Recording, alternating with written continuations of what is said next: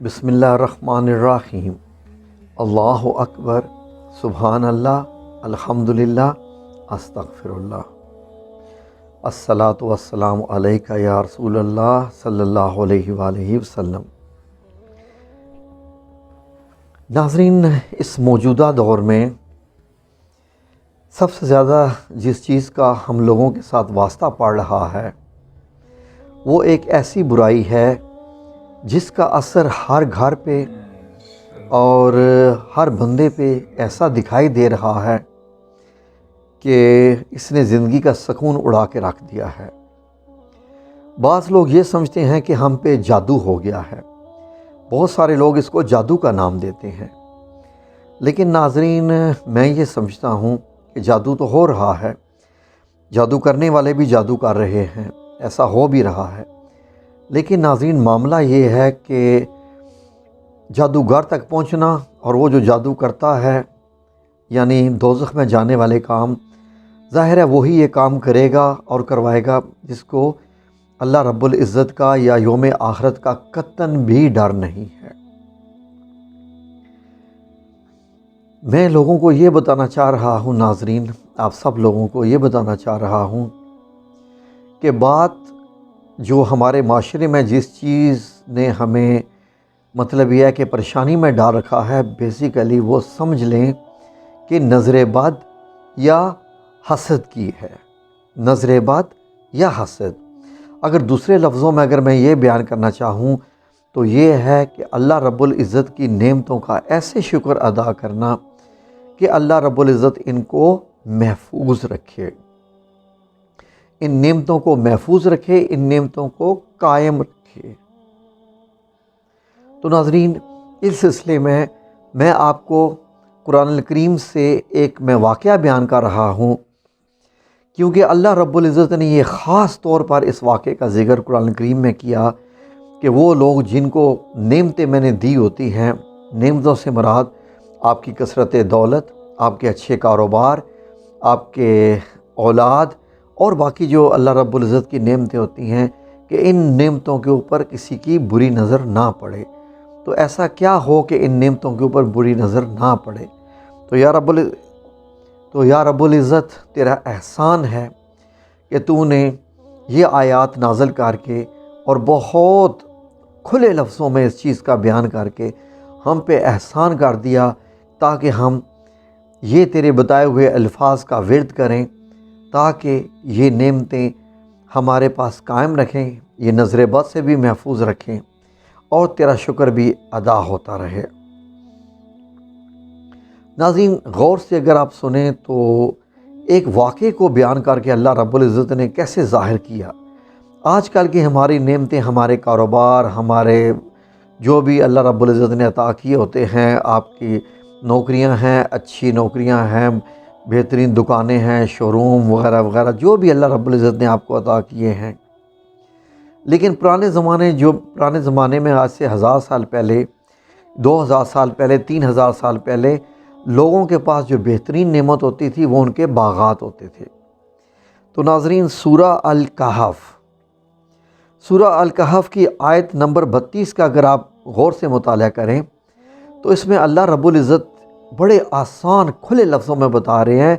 کہ ان سے ان 2 شخصوں کا حال بیان کرو جن میں سے ایک ہم نے انگور کے 2 باغات عنایت کیے تھے۔ بیسیکلی ناظرین، واقعہ ایسا ہے کہ اللہ رب العزت 2 ان لوگوں کا واقعہ بیان کر رہے ہیں کہ جن کی آپس میں گفتگو ہوئی تھی اور کیا ہوا تھا۔ ان میں سے ایک شخص ایسا تھا جیسے کہ اللہ رب العزت نے بہت نعمتیں عطا کی ہوئی تھی، اس کے باغات تھے انگوروں کے، بہت باغات تھے، اور اس کے باغات کے چاروں طرف کھجوروں کے درخت لگے ہوئے تھے جن سے کھجوریں بھی اترتی تھیں۔ تو یہ ایک تو یہ کہ باغات کی رکھوالی کے لیے کھجوروں کے درخت، باؤنڈری بنی ہوئی تھی، اور انگوروں کے باغات، اور ان کے بیچوں بیچ ایک نہر بھی چلتی تھی، جن سے وہ ان باغات کو پانی دیتا تھا، اور وہ سال ہا سال سے ان باغات سے کثرت دولت کماتا تھا، اور اس دولت کا اس کو گھمنڈ تھا۔ اس کی پیداوار بڑھتی رہتی تھی، اس میں کمی نہیں آتی تھی، ایک دن کیا ہوا کہ وہ شخص جس کے بہت زیادہ باغات تھے اپنے دوست سے کہنے لگا کہ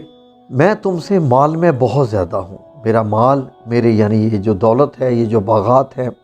مال و دولت میں تم سے بہت زیادہ ہوں، اور میرے پاس یعنی اولاد بھی تم سے بہت زیادہ ہے، اولاد بھی بہت زیادہ ہے، اور میں اس لحاظ سے تم سے عزت والا بھی زیادہ ہوں۔ اب اندازہ کریں کہ یہ وہ اپنی بڑائی اور وہ شیخی بیان کر رہا تھا، اللہ کا شکر ادا نہیں کر رہا تھا، اور ایسی شیخیوں سے اپنے حق میں وہ ظلم کرتا ہوا اپنے باغ میں داخل ہوا، اور یہاں تک کہنے لگا اپنے دوست سے، سنیے، کہنے لگا کہ میں نہیں خیال کرتا کہ یہ باغ کبھی تباہ ہو، اور نہ یہ خیال کرتا ہوں کہ قیامت برپا ہو۔ سبحان اللہ، کیسے کیسے لوگ ہوتے ہیں، استغفر اللہ العظیم۔ اور سنیے ناظرین، آگے اس نے کیا الفاظ استعمال کیے کہ اگر میں پروردگار کی طرف لوٹایا بھی جاؤں گا مرنے کے بعد بھی، تو وہاں بھی میں بہت اچھی جگہ پاؤں گا۔ یعنی اتنی زیادہ امید اپنے متعلق ناظرین، اتنی زیادہ خوش فہمی کسی انسان کو، اللہ کا شکر ادا نہیں، اور نہ اللہ کی نعمتوں کا شکر، نہ زائل ہونے کا ڈر، لیکن بس ایسے ایسے الفاظ، کفری الفاظ۔ اب ناظرین یہاں اللہ رب العزت فرماتے ہیں کہ اس کا جو دوست تھا، جو رتبے میں، مال و دولت میں اس سے بہت کمزور تھا، تو اس نے گفتگو کے دوران، مفہوم میں بیان کر رہا ہوں، اس سے کہا کہ تم کیوں اللہ سے کفر کرتے ہو، جس نے تم کو مٹی سے پیدا کیا اور نطفے سے پیدا کیا، اور اسی رب نے تمہیں پورا مرد بنایا، کہ تم آج کہتے ہو کہ یہ وہ تمہاری اولاد بھی بہت ہے، یہی ہے۔ تو اس نے یہ کہا کہ بس میں تو اسی میں ہی خوش ہوں کہ میرا رب پروردگار ہے، اور میں اس میں کسی کو شریک نہیں ٹھہراتا۔ اور اس شخص نے، غریب شخص نے، امیر سے ایک لفظ کہا، ناظرین غور سے سنیے، اس نے اس شخص سے ایک لفظ کہا، اس نے کہ بھائی جب تم اپنے باغ میں داخل ہوئے، تم نے ماشاء اللہ لا قوت الا باللہ کیوں نہ کہا؟ آپ یہ دیکھیے، اللہ رب العزت ہمیں ایک بات سمجھا رہے ہیں کہ جب وہ اپنے باغ میں داخل ہوا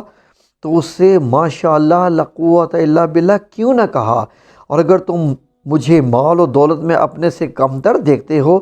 تو عجب نہیں کہ میرا پروردگار مجھے تمہارے باغ سے بہتر عطا کرے، اور اس تمہارے باغ پر آسمانوں سے آفت دے دے، اور یہ بالکل صاف ستھرا ایک دم مٹی بن جائے۔ یہ سب کچھ جو تمہارا باغ ہے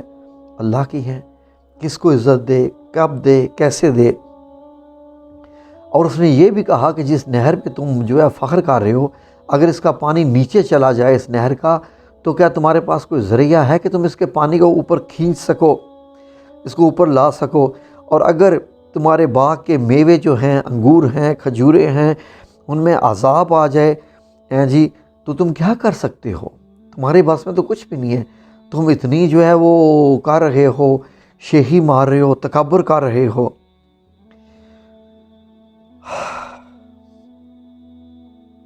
آخرکار وہی ہوا، عذاب نے اس کے باغ کو آ گھیرا، اس کا باغ جو ہے وہ ختم ہو گیا، اور چھتریوں پر جیسے گر کے رہ گیا ہوتا ہے، سب کچھ، آندھی چلی ہوگی یا کیا کچھ، اللہ کا ایسا کام ہوا کہ سب کچھ تباہ ہو گیا اور زمین اس کی بنجر ہوگی۔ تو جو مال اس نے اس پر خرچ کیا تھا، اس پر حسرت سے ہاتھ ملنے لگا اور کہنے لگا کہ کاش میں اپنے پروردگار کے ساتھ کسی کو شریک نہ بناتا۔ اب ناظرین یہاں پر جس چیز کی طرف اشارہ کیا جا رہا ہے وہ یہ ہے کہ جب انسان کے پاس بہت مال و دولت آ جاتی ہے، بہت زیادہ،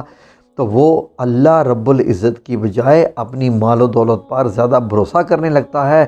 اور اپنے آپ کو مضبوط محسوس کرتا ہے۔ یہ بھی شاید ایک شرک کی ہی قسم ہے کہ اللہ سے بھروسہ کم کرنا، اور جب باغ اس کا ختم ہو گیا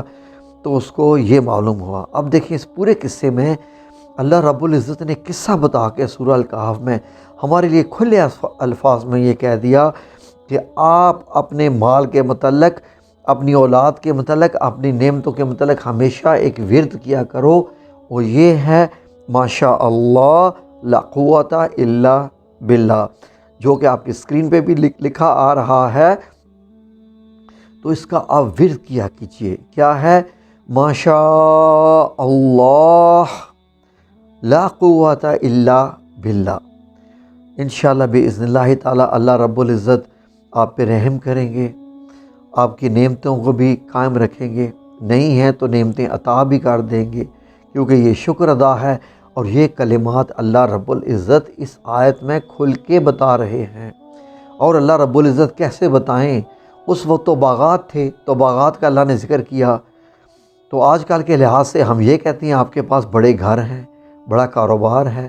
زیادہ آپ کے ماشاءاللہ مال و دولت، اولاد ہے، سب کچھ ہے. تو سب کی حفاظت کے لیے اس چیز کا ورد کیجئے. کتنی بار کیجئے؟ چاہیں تو کھلا ذکر کر لیجئے، جتنا بھی چاہیں تو 100 بار صبح کیجئے، 100 بار شام کر لیجئے. انشاءاللہ باذن اللہ تعالی اللہ رب العزت آپ کو جو نعمتیں اللہ نے دی ہوئی ہیں وہ زیادہ کر دے گا. آمین یا رب العالمین برحمتک یا ارحم الراحمین.